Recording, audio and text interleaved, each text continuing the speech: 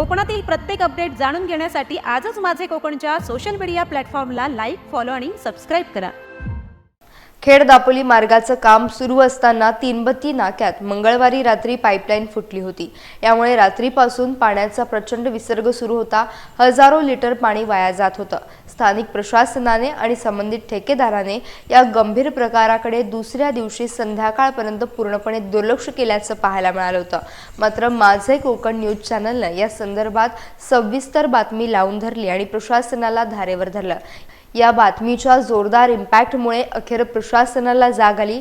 स्थानिक नगरसेवक स्वप्नील सैतवडेकर यांनी तातडीनं स्वतः घटनास्थळी धाव घेत परिस्थितीची पाहणी केली। त्यांनी स्वतः तिथे उभं राहून दुरुस्तीचं काम युद्धपातळीवर पूर्ण करून घेतलं। प्रशासनाच्या हलगर्जीपणामुळे नागरिकांमध्ये प्रचंड संताप व्यक्त होत होता, परंतु माध्यम आणि जागरूक लोकप्रतिनिधींच्या सक्रियतेमुळे अखेर पाण्याचा अपव्यय थांबला आहे। या कामाचे खेड परिसरातून विशेष कौतुक केले जाते।